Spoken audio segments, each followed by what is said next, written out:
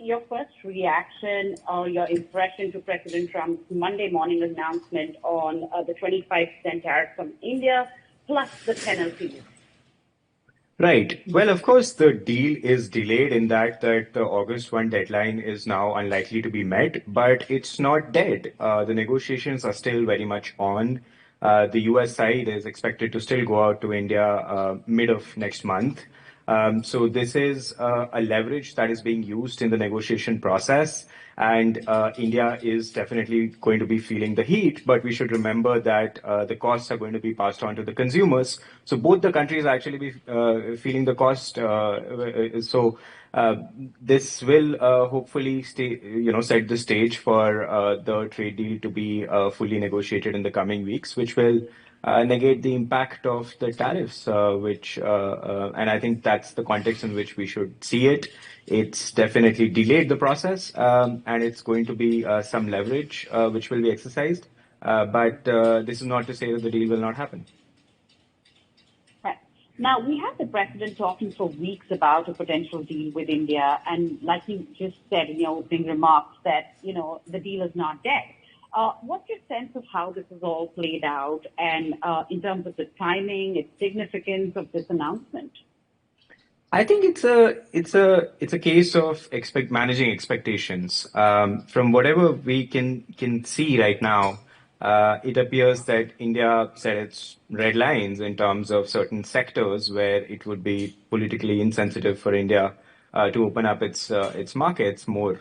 And in that context, the progress that was already achieved in certain areas like defense and energy, that obviously got stalled as well, because the expectation, it appears, is that India should concede a little bit more in certain areas which are difficult for India to concede in. So I think the announcement, it is coming in the context of the August 1 deadline, and President Trump is obviously looking to not extend the deadline again, which was July 9 earlier and got extended.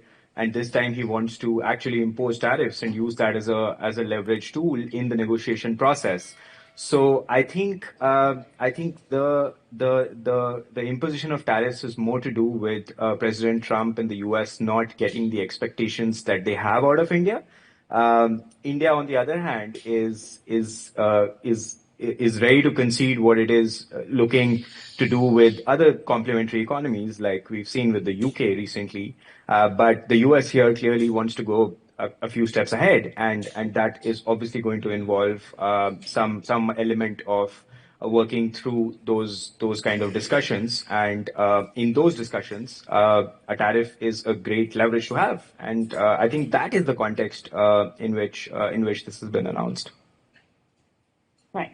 Gaurav, how does President Trump's criticism of India as Russia's largest buyer of energy and a major arms customer signal a shift in the US-India strategic partnership? This is something what we haven't heard in the last 4 years.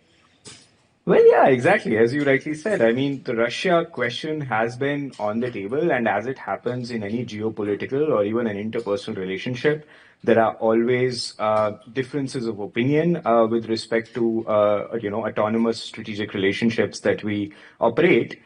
India has had a different relationship with Russia that's always been acknowledged. But what happens is when other kind of issues dominate discussions, then some of the larger structural issues under the carpet or under the surface, they come to the forefront and grab limelight. And I think that's what has happened here. I don't think that the US side obviously acknowledges the fact that India's relationship with Russia is different. But given that it wants to right now exercise more leverage over India in trade talks, it's using that as one of the items through which it can justify or add more color to what it is trying to do. But otherwise, I think India has been clear from its side from the beginning, and the US has right from the Biden administration has acknowledged the fact that India's relationship with Russia is different. Right. how might India retaliate, Gaurav, and what would that mean for U.S. exporters? Could India pivot towards European or Asian markets to compensate for U.S. losses, like you suggested, India's partnership with UK, for example?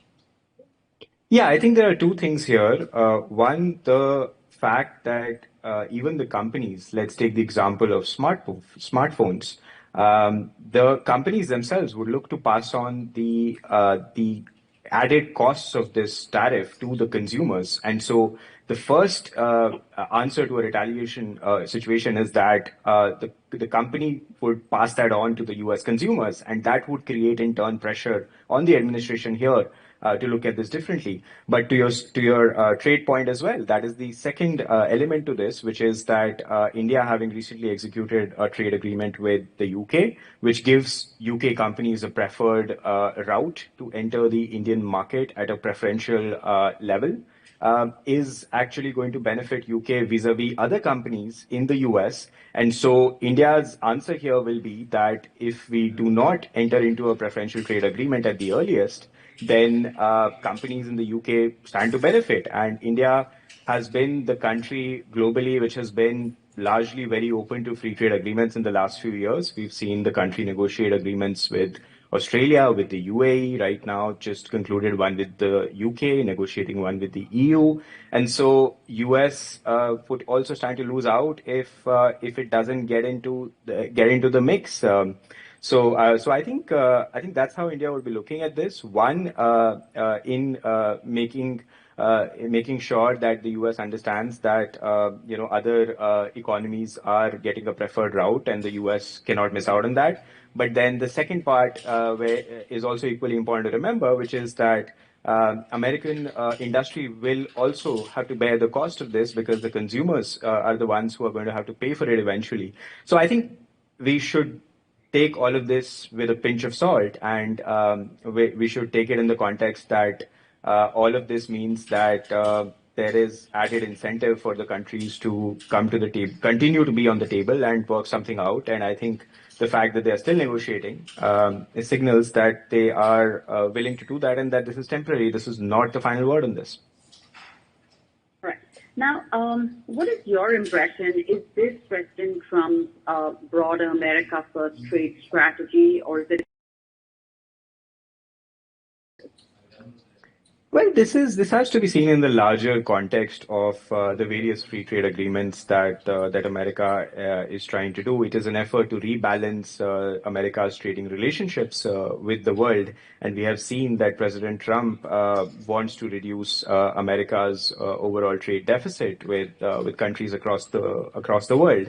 And so this is very much to do with the overall balance of trade that the US is trying to strategically correct. And that is an opportunity for India. So because India wants to open up its economy more, it wants to trade more, it wants to benefit from greater access to global markets as its companies are now getting more globally mature.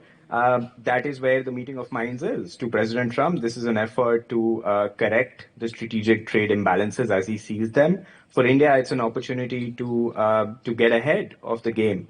And so I think that is the context in which we should look at this. And it is very much to do with America and the world, and it's not just a reflection of the practices that India is doing.